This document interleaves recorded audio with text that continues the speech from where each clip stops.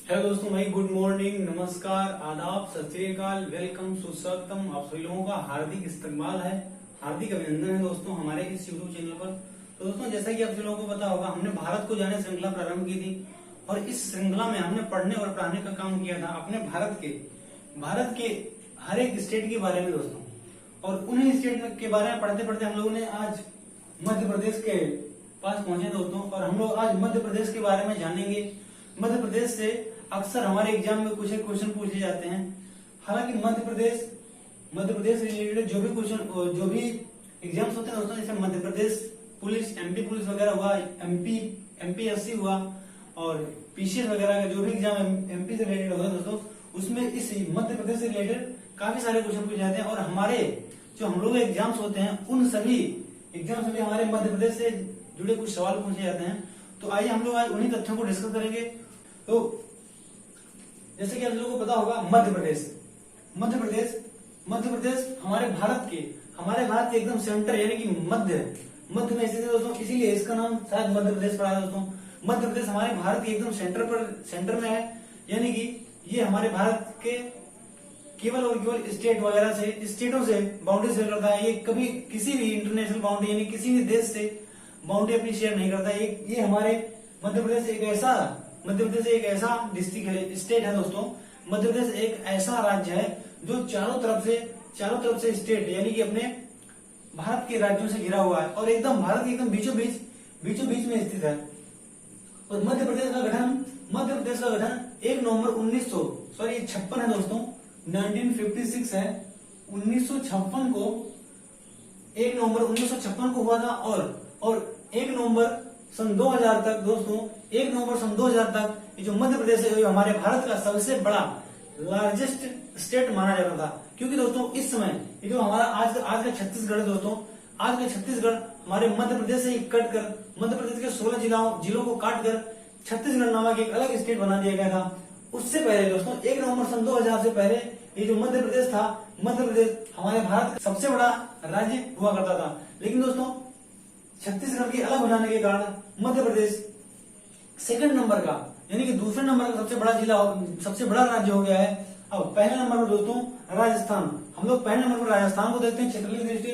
तो दोस्तों मध्य प्रदेश का जो क्षेत्रफल है 3082 दोस्तों, 3082 वर्ग किलोमीटर है। और अगर हम लोग भारत के कुल परसेंटेज की बात करें अगर, तो भारत के कुल एरिया के परसेंटेज में 9.38% यानी कि 9.38% जो कवर करता है वो हमारा मध्य प्रदेश कवर करता है। यानी कि मध्य प्रदेश हमारे भारत के क्षेत्र का 9.38% है। और यहाँ की जनसंख्या दोस्तों यहाँ की जनसंख्या 7,26,26,809 यानी कि 7,26,26,809 यहाँ की जनसंख्या मानी जाती है दोस्तों।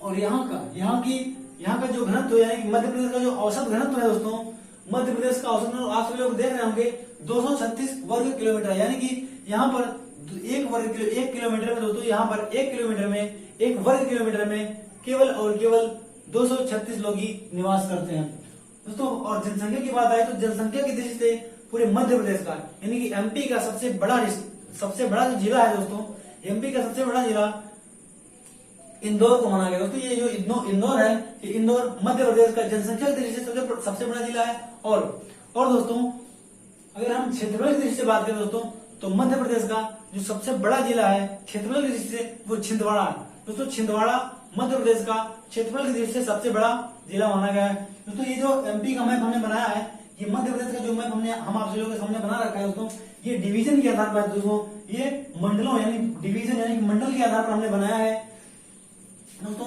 मध्य प्रदेश का ये जिला है, हमने मंडल के आधार पर ये जिला बनाया है। क्योंकि दोस्तों स्टेट ये जो एक ऐसा स्टेट है जिसमें दोस्तों 61 जिले हैं दोस्तों। मध्य प्रदेश में टोटल 61 जिले हैं और उन सभी जिलों को यहाँ पर दिखाना दोस्तों बहुत ही मुश्किल था, इसलिए हमने इसको प्रांतों के यानी कि डिवीजन के आधार पर यानी कि मंडल के आधार पर इसका विभाजीकरण किया है दोस्तों। और आइए हम लोग इसका सीमा और विस्तार की बात करते हैं दोस्तों। मध्य प्रदेश का जो विस्तार है, मध्य प्रदेश का जो विस्तार है 21 डिग्री 6 मिनट से 26 डिग्री 30 मिनट उत्तर से लेकर 21 डिग्री 6 मिनट से 26 डिग्री 30 मिनट उत्तर से लेकर दोस्तों 74 डिग्री 9 मिनट से 82 डिग्री 48 मिनट पूर्व तक इस मध्य प्रदेश का विस्तार माना जाता है। दोस्तों मध्य प्रदेश अपने, आइए हम लोग समझते हैं मध्य प्रदेश हमारे किन किन स्टेटों से बाउंड्री शेयर करता है दोस्तों। तो मध्य प्रदेश सबसे पहले हमारे उत्तर प्रदेश से बाउंड्री शेयर करता है दोस्तों। उत्तर प्रदेश से मध्य प्रदेश बाउंड्री शेयर करता है। सेकंड नंबर पर छत्तीसगढ़, क्योंकि दोस्तों मध्य प्रदेश से ही छत्तीसगढ़ अलग एक स्टेट बना था, इसलिए छत्तीसगढ़ से भी इसकी बाउंड्री लगेगी। उसके बाद दोस्तों हम लोग देखेंगे कि दक्षिण में दोस्तों इसकी बाउंड्री जो है महाराष्ट्र से शेयर होती है और दोस्तों गुजरात से, यहाँ देख रहे होंगे आप लोग, गुजरात से इसकी बाउंड्री शेयर होती है और इधर राजस्थान से इसकी बाउंड्री भी शेयर होती है। दोस्तों ये है हमारे स्टेट जिनसे मध्य प्रदेश की बाउंड्री शेयर होती है। उसके बाद हम लोग बात करेंगे कि मध्य प्रदेश का सबसे उत्तरी जिला दोस्तों, मध्य प्रदेश का सबसे उत्तरी जिला मुरैना मध्य प्रदेश का सबसे उत्तरी जिला है। मध्य प्रदेश का सबसे दक्षिणी जिला, हम लोग सबसे दक्षिणी जिला की बात करें मध्य प्रदेश के, तो बुरहानपुर मध्य प्रदेश का सबसे दक्षिणी जिला है। और मध्य प्रदेश का सबसे पूर्वी जिला दोस्तों, मध्य प्रदेश का सबसे पूर्वी जिला सिंगरौली और मध्य प्रदेश का सबसे पश्चिमी जिला अलीराजपुर। दोस्तों मध्य प्रदेश का सबसे पश्चिमी जिला अलीराजपुर, मध्य प्रदेश का सबसे पूर्वी जिला सिंगरौली, मध्य प्रदेश का सबसे उत्तरी जिला मुरैना और मध्य प्रदेश का सबसे दक्षिणी जिला दोस्तों बुरहानपुर है। दोस्तों आप सभी लोगों को अभी हमने बताया कि मध्य प्रदेश का क्षेत्रफल दृष्टि से सबसे बड़ा जिला छिंदवाड़ा और मध्य प्रदेश का सबसे जनसंख्या दृष्टि से सबसे बड़ा इंदौर को माना गया है। दोस्तों ये जो इंदौर है, इंदौर हर साल हमारे पूरे इंडिया में सर्वे के अनुसार दोस्तों, हमारे इंडिया में जो सर्वे होता है स्वच्छता के नंबर पर सबसे नंबर 1 शहर माना गया है। उसके बाद हम लोग बात करेंगे मध्य प्रदेश। दोस्तों मध्य प्रदेश की अगर हम लोग बात करें तो हमारे मध्य प्रदेश में पूरे भारत में सबसे ज्यादा जो वन है दोस्तों, वो हमारे मध्य प्रदेश में पाए जाते हैं। पूरे भारत में सबसे ज्यादा वन अगर देखा जाए तो मध्य प्रदेश, और उसके बाद दोस्तों त्रिपुरा में भी वन बहुत ज्यादा पाए जाते हैं दोस्तों। अगर प्रति हेक्टेयर की बात करें दोस्तों, तो प्रति हेक्टेयर जो वन है वो सबसे ज्यादा त्रिपुरा में है। लेकिन अगर वन ओवरऑल देखा जाए दोस्तों, तो सबसे ज्यादा वन हमारे पूरे भारत में सबसे ज्यादा वन हमारे मध्य प्रदेश में ही पाए जाते हैं दोस्तों। हमारे पूरे भारत में मध्य प्रदेश में सबसे ज्यादा वन पाए जाते हैं। और मध्य प्रदेश का जो क्षेत्रफल है 3,08,252 वर्ग किलोमीटर जो वन है दोस्तों, 3,08,252 वर्ग किलोमीटर जो वन है, इसका 30.72% हमारे मध्य प्रदेश में वन पाए जाते हैं दोस्तों। और वन का जो क्षेत्रफल अगर देखा जाए किलोमीटर के आधार पर दोस्तों, तो 94689 यानी कि 94,689 किलोमीटर दोस्तों वर्ग किलोमीटर वन हमारे मध्य प्रदेश में पाए जाते हैं। और अगर भारत की स्थिति में देखा जाए दोस्तों, अगर ओवरऑल भारत को काउंट किया जाए तो पूरे भारत में जितने भी वन क्षेत्र हैं हमारे पूरे भारत में, उसका 12.30% जो वन है वो केवल और केवल मध्य प्रदेश में ही पाए जाते हैं। यानी कि हमारे अगर पूरे भारत में ओवरऑल पूरे भारत की बात करें, हमारे पूरे भारत में कितने वन पाए जाते हैं, तो उसके अगर परसेंटेज की बात करें तो 12.30% जो वन है वो केवल और केवल हमारे मध्य प्रदेश में ही पाए जाते हैं। अब दोस्तों और मध्य प्रदेश का जो उच्च न्यायालय है, मध्य प्रदेश का, आप सभी लोगों को पता होगा मध्य प्रदेश की जो कैपिटल है वो भोपाल है। और मध्य प्रदेश का जो ये दोस्तों भोपाल है, भोपाल जी मध्य प्रदेश की कैपिटल है। और मध्य प्रदेश का जो उच्च न्यायालय है जबलपुर में मध्य प्रदेश का उच्च न्यायालय है। और इसकी एक खंडपीठ दोस्तों इंदौर में भी बनाई गई है। अगर मध्य प्रदेश के लिंगानुपात की बात करें दोस्तों, तो मध्य प्रदेश में 930 महिलाओं पर मध्य प्रदेश में 930 यानी कि 930 महिलाओं पर 1000 पुरुष, यानी कि 1000 पुरुषों पर 930 महिलाएं होती हैं दोस्तों। यहाँ पर लिंगानुपात का रेशियो ये है। उसके बाद मध्य प्रदेश की जो राजभाषा है दोस्तों, मध्य प्रदेश की जो राजभाषा है वो हिंदी और बुंदेली सिंधी, यानी हिंदी, बुंदेली और सिंधी यहाँ की राजभाषाएं हैं। और यहाँ पर उर्दू, मराठी और गुजराती, राजस्थानी यानी कि अदर लैंग्वेजेज भी प्रचलित होती हैं, यानी कि प्रचलन में पाई जाती हैं। और दोस्तों अगर यहाँ के पॉलिटिकल व्यू की बात करें दोस्तों, तो मध्य प्रदेश हमारे राजनीतिक दृष्टि से बहुत ही अहम स्टेट माना जाता है। यहाँ पर जो विधानसभा है दोस्तों, क्योंकि आप सभी लोगों को पता होगा कि मध्य प्रदेश एक सदनीय स्टेट है दोस्तों, क्योंकि यहाँ पर केवल और केवल एक सदन ही चलता है। एक सदन का मतलब आप सभी लोगों को बता दें कि यहाँ पर केवल और केवल विधानसभा होती है। यहाँ पर राज्य विधान परिषद का कोई भी गठन नहीं किया गया दोस्तों। तो विधानसभा की जो सीटें होती हैं दोस्तों, 231 सीटें मध्य प्रदेश में विधानसभा की होती हैं, और राज्यसभा की सीटें दोस्तों 11 होती हैं, और लोकसभा की 21 सीटें मध्य प्रदेश में पाई जाती हैं दोस्तों। यानी कि मध्य प्रदेश में 231 विधानसभा की सीटें हैं, और 21 लोकसभा की सीटें और 11 राज्यसभा की सीटें हैं। मध्य प्रदेश के जो हम लोग अगर प्राकृतिक तथ्यों की बात करें दोस्तों, तो मध्य प्रदेश की सबसे ऊंची चोटी, धूपगढ़ चोटी मानी जाती है दोस्तों। मध्य प्रदेश की सबसे ऊंची चोटी धूपगढ़ मानी जाती है, जिसकी ऊंचाई 1350 मीटर है दोस्तों। 1350 मीटर मध्य प्रदेश की सबसे ऊंची चोटी है, यानी कि धूपगढ़। और यहाँ की जो जलवायु है दोस्तों, यहाँ की जलवायु वो उपोष्णकटिबंधीय है दोस्तों। मध्य प्रदेश की जो जलवायु है उपोष्णकटिबंधीय है, और यहाँ पर जो वर्षा होती है दोस्तों, वो अगस्त और सितंबर के महीने में ओवरऑल जो वर्षा होती है पूरे भारत की अगर बात करें दोस्तों, औसत वर्षा दोस्तों यहाँ की जो औसत वर्षा होती है वो 1375 mm, यानी कि 1375 mm वर्षा होती है। लेकिन दोस्तों सबसे जो ज्यादा वर्षा होती है दोस्तों, सबसे ज्यादा वर्षा दोस्तों इस वाले इलाके में सबसे ज्यादा वर्षा, इस वाले इलाके में सबसे कम वर्षा दोस्तों। ये जो राजस्थान से सटे इलाके हैं, उज्जैन वगैरह, यहाँ पर सबसे कम वर्षा होती है। और इस क्षेत्र में, इस सिंगरौली और रीवा के क्षेत्र में यहाँ पर मध्य प्रदेश में सबसे ज्यादा वर्षा होती है। और इस वाले क्षेत्र में दोस्तों एवरेज वर्षा होती है दोस्तों, यानी कि यहाँ इस वाले क्षेत्र में पूरे मध्य प्रदेश की अगर बात करें तो 1375 mm की वर्षा होती है दोस्तों। और मध्य प्रदेश की अगर ऐतिहासिक दृष्टि की बात करें दोस्तों, तो मध्य प्रदेश ऐतिहासिक दृष्टि से बहुत ही इंपॉर्टेंट है दोस्तों। आप सभी लोगों को पता होगा कि मध्य प्रदेश में तमाम ऐसे स्थल है दोस्तों जो हमारे प्राचीन काल में बनाए गए। जैसे आप लोगों को पता होगा भीमबेटका की गुफा, जो आजकल हमारे पर्यटन स्थल के रूप में फेमस है। भीमबेटका की गुफा, धूपमढ़ी, और तमाम ऐसे जो फेमस प्लेसेस हैं, पर्यटन स्थल हैं, वो सब हमारे ऐतिहासिक दृष्टि से बहुत ही इंपॉर्टेंट है दोस्तों। आप लोगों को पता होगा अशोक के द्वारा सांची का बौद्ध स्तूप भी इसी मध्य प्रदेश में ही बनवाया गया था। अशोक के द्वारा सांची का जो बौद्ध स्तूप है वो मध्य प्रदेश में ही बनवाया गया था भाई अशोक, यानी अशोक के द्वारा। उसके बाद अगर हम लोग देखें तो हमारे उज्जैन का जो महाकालेश्वर मंदिर है वो पूरे विश्व फेमस है, यानी विश्व प्रसिद्ध महाकालेश्वर मंदिर है, जो कि उज्जैन की क्षिप्रा नदी के किनारे स्थित है। उज्जैन की क्षिप्रा नदी के किनारे स्थित जो महाकालेश्वर मंदिर है वो हमारे पूरे विश्व प्रसिद्ध है, यानी कि पूरे विश्व में महाकालेश्वर मंदिर फेमस है। और यहाँ पर प्रति 12 वर्ष पर कुंभ का और 6 वर्ष पर अर्ध कुंभ का मेला लगता है। और दोस्तों हमारे 12 ज्योतिर्लिंगों में ये जो उज्जैन का महाकालेश्वर मंदिर है और ओमकारेश्वर मंदिर, दोस्तों महाकालेश्वर मंदिर और ओमकारेश्वर मंदिर हमारे भारत के 12 ज्योतिर्लिंगों में दो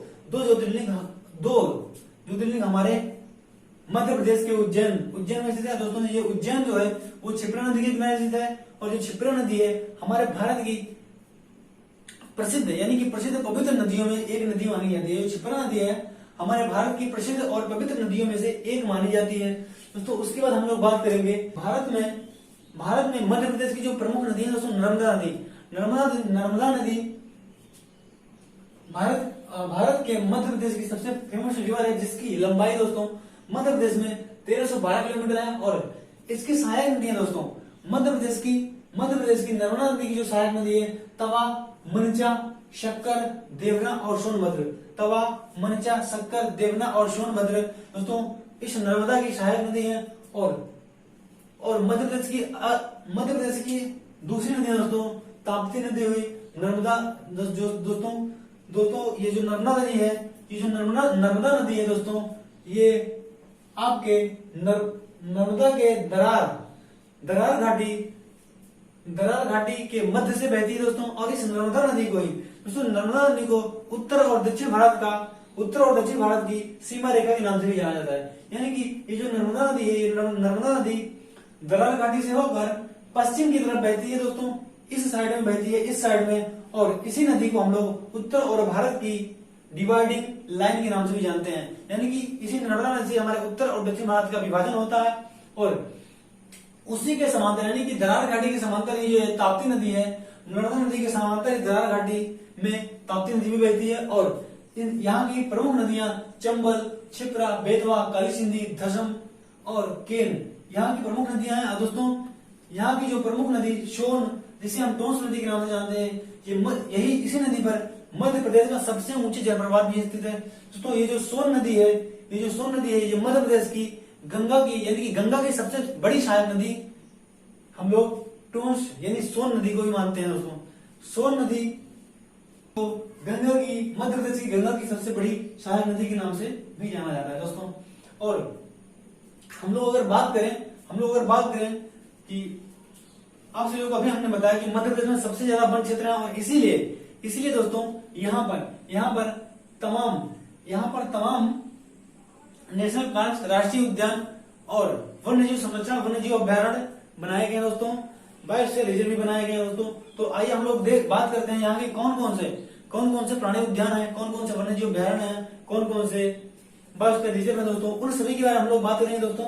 तो मध्य प्रदेश में नौ राष्ट्रीय उद्यान है दोस्तों। तो आइए हम उन सभी के बारे में डिस्कस करेंगे। सबसे पहला दोस्तों, मध्य प्रदेश में सबसे पहला जो राष्ट्रीय उद्यान है वो बांधवगढ़ राष्ट्रीय उद्यान दोस्तों। ये बहुत ही इंपॉर्टेंट है, आप सभी लोगों से हर एक एग्जाम में दोस्तों ये क्वेश्चन अक्सर पूछा जाता है कि बांधवगढ़ राष्ट्रीय उद्यान किस स्टेट में स्थित है दोस्तों। तो बांधवगढ़ राष्ट्रीय उद्यान है वो हमारे मध्य प्रदेश में स्थित है। उसके बाद सेकंड नंबर पर हम लोग पढ़ेंगे कान्हा राष्ट्रीय उद्यान दोस्तों। कान्हा राष्ट्रीय उद्यान भी हमारे मध्य प्रदेश में है। सतपुड़ा राष्ट्रीय उद्यान दोस्तों, सतपुड़ा राष्ट्रीय अभ्यारण्य दोस्तों, सतपुड़ा राष्ट्रीय अभ्यारण्य ये भी हमारे मध्य प्रदेश में है। और संजय गांधी नेशनल पार्क यानी कि संजय गांधी राष्ट्रीय उद्यान। और फिफ्थ नंबर पर हम लोग बात करेंगे माधवगढ़ राष्ट्रीय उद्यान। और सिक्स नंबर पर वन विहार वन्यजीव अभ्यारण्य यानी कि वन विहार नेशनल पार्क यानी कि राष्ट्रीय उद्यान। उसके बाद जीवाश्म राष्ट्रीय उद्यान, उसके बाद पन्ना राष्ट्रीय उद्यान। और 9th नंबर पर दोस्तों हम लोग बात करेंगे पेंच राष्ट्रीय उद्यान दोस्तों। इन 9 राष्ट्रीय उद्यानों में ये जो कान्हा राष्ट्रीय उद्यान है और सतपुड़ा राष्ट्रीय उद्यान, माधवगढ़ वन विहार और ये जो पेंच राष्ट्रीय उद्यान है दोस्तों, इन पांच राष्ट्रीय उद्यानों को हम लोग टाइगर रिजर्व के नाम से जानते हैं दोस्तों। आप सभी को पता होगा कि जब हमारे टाइगर की प्रजाति विलुप्त होने लगी थी हमारे इंडिया से, तो इसीलिए हमारे देश में टाइगर बचाओ आंदोलन चलाया गया था दोस्तों, टाइगर मूवमेंट चलाया गया था। उसी के तहत दोस्तों इन सभी को टाइगर रिजर्व के रूप में घोषित कर दिया था। यहाँ पर टाइगर का यानी कि चीते का जो स्थान है वो रिजर्व कर दिया गया था दोस्तों। आप सभी को पता होगा कि उसी समय हमारे भारत का जो राष्ट्रीय पशु है वो टाइगर को बना दिया गया था। उसी के संरक्षण के लिए दोस्तों इन सभी को बनाया गया दोस्तों। और आप सभी को बता दें कि मध्य प्रदेश में 18 बायोस्फीयर रिजर्व है दोस्तों। मध्य प्रदेश में 18 बायोस्फीयर रिजर्व है दोस्तों। और विश्व का जो प्रथम वाटर टाइगर सफारी है दोस्तों वो हमारे मध्य प्रदेश में खुला था दोस्तों। जो विश्व का पूरे वर्ल्ड में सबसे पहला वाटर टाइगर रिजर्व दोस्तों हमारे मध्य प्रदेश के मुकुंदपुर सताना में खोला गया था। उसके बाद हम लोग बात करेंगे कि मध्य प्रदेश के 18 बायोस्फीयर रिजर्व में कुछ एक फेमस है, जैसे पंचगढ़ी biosphere reserve, Amarkantak biosphere reserve दोस्तों, और इत्यादि ऐसे बहुत सारे बायोस्फीयर रिजर्व हमारे मध्य प्रदेश में बनाए गए हैं दोस्तों।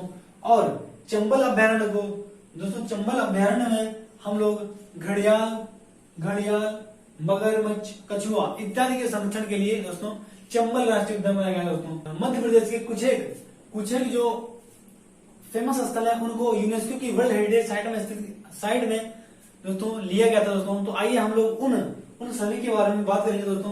तो मध्य प्रदेश के तीन ऐसे जो फेमस प्लेसेस हैं उनको यूनेस्को के द्वारा वर्ल्ड हेरिटेज साइट में शामिल किया गया था। तो आइए देखते हैं वो कौन कौन से हैं और कब उनको वर्ल्ड हेरिटेज यूनेस्को की वर्ल्ड हेरिटेज साइट में शामिल किया गया था। तो पहला है दोस्तों, खजुराहो को दोस्तों 1986 में 1986 में खजुराहो को वर्ल्ड हेरिटेज साइट में, यूनेस्को की वर्ल्ड हेरिटेज साइट में शामिल किया गया दोस्तों। खजुराहो को 1986 में यूनेस्को की वर्ल्ड हेरिटेज साइट में शामिल किया गया था। उसके बाद सेकंड नंबर पर सांची का बौद्ध स्तूप। सांची का जो बौद्ध स्तूप है वो 1989 में यूनेस्को की वर्ल्ड हेरिटेज साइट में शामिल किया गया था और सांची का बौद्ध स्तूप अशोक के द्वारा बनवाया गया था। दोस्तों आप लोगों को पता होगा कि सांची का बौद्ध स्तूप जो बनवाया था वो अशोक ने बनवाया था और अशोक मौर्य वंश का एक सबसे प्रतापी और सबसे महान शासक हुआ था। दोस्तों भीमबेटका, उसके बाद दोस्तों हम लोग पढ़ेंगे थर्ड नंबर में भीमबेटका की गुफा। दोस्तों भीमबेटका की गुफा को 2003 में यूनेस्को की वर्ल्ड हेरिटेज साइट में शामिल किया गया था। उसके बाद दोस्तों हम लोग बात करेंगे कि मध्य प्रदेश से कुछ एक शास्त्रीय नृत्य, लोक नृत्य और गायन के बारे में। दोस्तों मध्य प्रदेश में दो घराने चलते हैं। दोस्तों मध्य प्रदेश में गायन के दो घराने, जैसे हम लोग अगर उत्तर प्रदेश की बात करें तो उत्तर प्रदेश में लखनऊ घराना चलता है।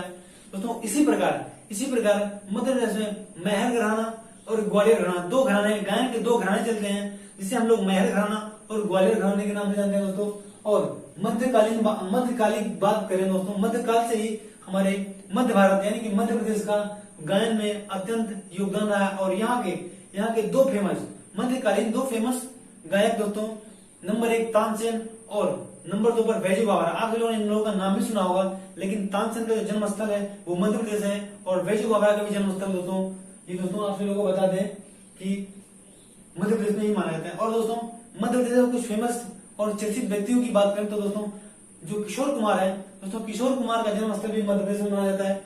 और हम लोग भारत की स्वर कोकिला दोस्तों लता मंगेशकर को जानते हैं। दोस्तों लता मंगेशकर का भी जन्म स्थल दोस्तों मध्य प्रदेश के इंदौर में ही लता मंगेशकर का जन्म हुआ था। दोस्तों उसके बाद जो चंद्रशेखर आजाद, जो हमारे चंद्रशेखर आजाद हैं, जो हमारे स्वतंत्रता सेनानी, उनका भी जन्म स्थल मध्य प्रदेश में ही माना जाता है। और उसके बाद हम लोग बात करेंगे अगर तो कैलाश सत्यार्थी, जिसको नोबेल पुरस्कार से सम्मानित किया गया था, वो भी कैलाश सत्यार्थी हमारे मध्य प्रदेश से ही बिलोंग करते हैं, यानी कि उनका जन्म स्थान मध्य प्रदेश को ही माना जाता है। उसके बाद दोस्तों हम लोग बात करेंगे शरद जोशी जो हमारे हिंदी साहित्य के लिए एक फेमस कवि और लेखक हैं। उनका जन्म स्थल भी दोस्तों इस मध्य प्रदेश के अंतर्गत ही आता है, यानी मध्य प्रदेश के में ही उनका भी जन्म स्थान हुआ था दोस्तों।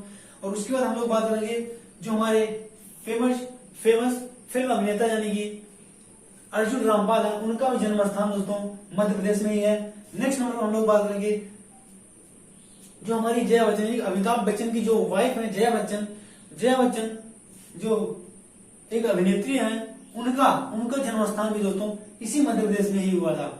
उसके बाद हम लोग अगर बात करें तो मध्य प्रदेश के लोक नृत्य की दोस्तों, तो मध्य प्रदेश के लोक नृत्य में राई, शायरा, जवारा, शेर अखाड़ा, शैतान, वरेदी, कर्म और काठी, लहंगी, दुलदुल घोड़ा इत्यादि मध्य प्रदेश के लोक नृत्य हैं। दोस्तों मध्य प्रदेश के लोक नृत्य की अगर हम लोग बात करें तो राई, शायरा, जवारा, शेख अखाड़ा, शैतान, वरेदी, कर्म, काठी, लहंगी और दुलदुल घोड़ा, दोस्तों ये मध्य प्रदेश के लोक नृत्य हैं। दोस्तों उसके बाद हम लोग अगर बात करें दोस्तों मध्य प्रदेश की बात करें दोस्तों, तो मध्य प्रदेश में जो सड़कें हैं दोस्तों, मध्य प्रदेश में अगर परिवहन की बात करें तो मध्य प्रदेश में आप लोगों को पता होगा, मध्य प्रदेश में परिवहन के नाम पर दोस्तों सड़कें, वायुयान, रेल और बसें, तमाम दोस्तों हर एक साधन मध्य प्रदेश में उपलब्ध है। हम लोग देखें तो मध्य प्रदेश में अगर हम लोग बात करें तो मध्य प्रदेश में सबसे फेमस जो है दोस्तों ताज उल इस्लाम मस्जिद भोपाल में स्थित है। दोस्तों इस मस्जिद को पूरे भारत की सबसे बड़ी मस्जिद होने का गौरव प्राप्त है, यानी कि पूरे भारत की जो सबसे बड़ी मस्जिद ताल उल मस्जिद है दोस्तों, ये हमारे मध्य प्रदेश के भोपाल में स्थित है। अब आइए हम लोग बात करेंगे दोस्तों आप मध्य प्रदेश की अर्थव्यवस्था की बात। दोस्तों मध्य प्रदेश की जो इकोनॉमी है, आप सभी लोगों को पता होगा, जो मध्य प्रदेश की अर्थव्यवस्था है वो मेनली दो चीजों पर निर्भर है। दोस्तों मध्य प्रदेश की जो इकोनॉमी है वो दो चीजों पर निर्भर करती है। नंबर 1 की अगर हम लोग बात करें तो कृषि पर। दोस्तों मध्य प्रदेश की जो अर्थव्यवस्था है कृषि पर निर्भर करती है। और यहाँ की जो प्रमुख फसलें हैं दोस्तों, सोयाबीन, धान, गेहूं और जो फलीदार फसलें होती है दोस्तों, अरहर, ये सभी मध्य प्रदेश की प्रमुख फसलें हैं दोस्तों। और मध्य प्रदेश की जो राजकीय फसल है दोस्तों, मध्य प्रदेश की जो राजकीय फसल है वो सोयाबीन को माना जाता है दोस्तों। और मध्य प्रदेश को हम लोग सोया प्रदेश के नाम से भी जानते हैं। मध्य प्रदेश को हम लोग सोया प्रदेश के नाम से भी जानते हैं। मध्य प्रदेश की सबसे फेमस फसल सोयाबीन की फसल है दोस्तों। यहाँ की जो कृषि होती है दोस्तों, सोयाबीन, गेहूं, धान, चना, मटर, अरहर, गन्ना इत्यादि। दोस्तों मध्य प्रदेश में ये सभी फसलें मुख्य रूप से उगाई जाती हैं। और मध्य प्रदेश की जो अर्थव्यवस्था है वो कृषि और उद्योग से विकसित है दोस्तों मध्य प्रदेश की जो इकोनॉमी है दोस्तों वो कृषि और उद्योगों से स्थित है दोस्तों। यहाँ के प्रमुख जो कारखाने हैं दोस्तों यहाँ के यानी कि मध्य प्रदेश के जो फेमस कारखाने हैं दोस्तों, भेल कारखाने दोस्तों आप सभी लोगों को पता होगा कि कारखानों की अगर हम लोग बात करें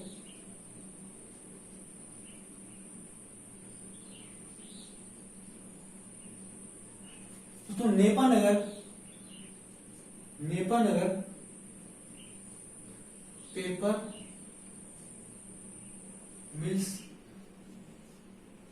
टीडी दोस्तों, नेपानगर का जो अखबारी कारखाना दोस्तों वो हमारे पूरे भारत में सबसे ज्यादा फेमस है, वो ही मध्य प्रदेश में स्थित है। उसके बाद हम लोग बात करेंगे देवास का बंडल नोट प्रेस दोस्तों, देवास का बंडल नोट प्रेस।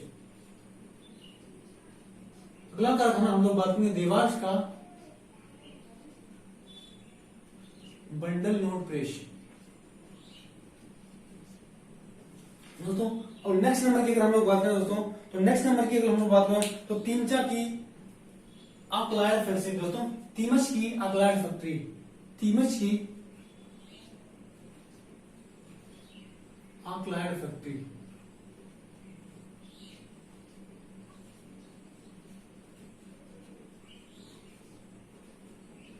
और नेक्स्ट नंबर की अगर हम लोग बात करें, नेक्स्ट नंबर पर यहाँ पर कौन से कारखाने हैं दोस्तों, तो नेक्स्ट नंबर पर होशंगाबाद की सिक्योरिटी पेपर मिल्स दोस्तों, होशंगाबाद में ही स्थित है सिक्योरिटी पेपर मिल्स, सिक्योरिटीज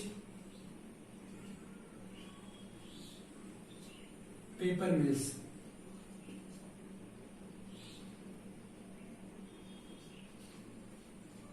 दोस्तों कहां स्थित है, तो होशंगाबाद में। तो होशंगाबाद की सिक्योरिटीज पेपर मिल्स लिमिटेड। और उसके बाद दोस्तों हम लोग यहाँ पर अगर बात करें दोस्तों, तो यहाँ पर दोस्तों आप सभी को पता होगा मध्य प्रदेश में बहुत सारे खनिज उत्पादन होता है दोस्तों।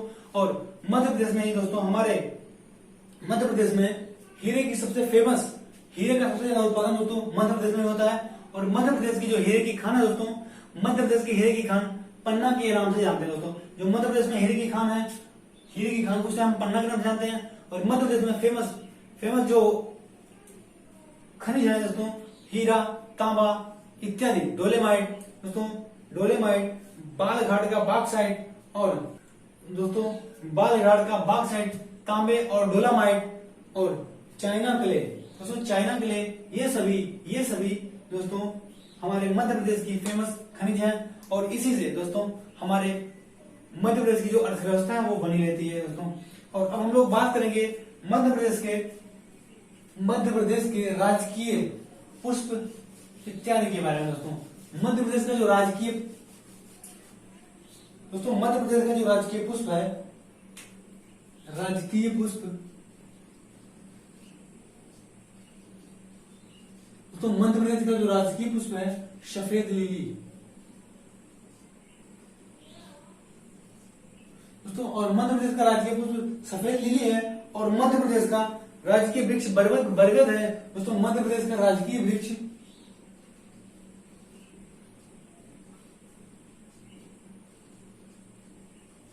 दोस्तों, मध्य प्रदेश का राजकीय फसल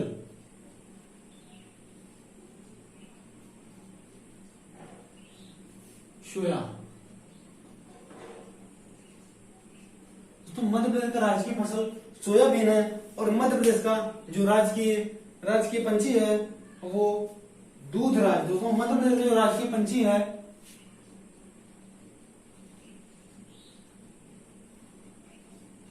दूधराज।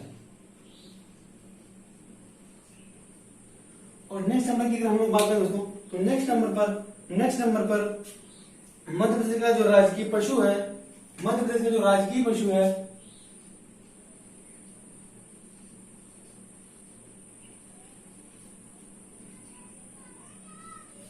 बारहसिंघा। बारहसिंघा को मध्य प्रदेश का राजकीय पशु माना जाता है। और नेक्स्ट नंबर की अगर हम लोग बात करें दोस्तों, तो मध्य प्रदेश का जो राजकीय खेल है, मध्य प्रदेश का राजकीय खेल मलखंभ। दोस्तों मध्य प्रदेश का जो राजकीय खेल है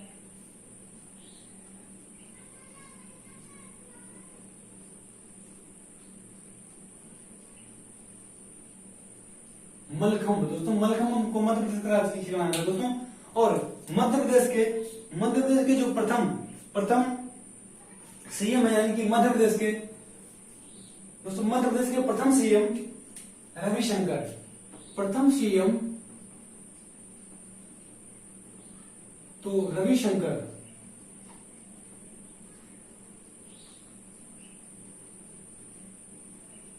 और अगर प्रथम गवर्नर की बात करें,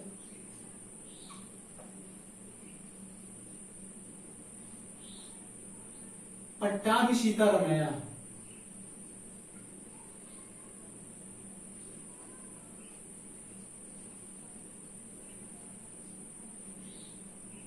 पट्टाभी सीतारमैया को मध्य प्रदेश का प्रथम गवर्नर माना जाता है दोस्तों। और उसके बाद हम लोग अगर बात करें तो मध्य प्रदेश की प्रथम महिला राज्यपाल, प्रथम महिला राज्यपाल तो सरला ग्रोवर।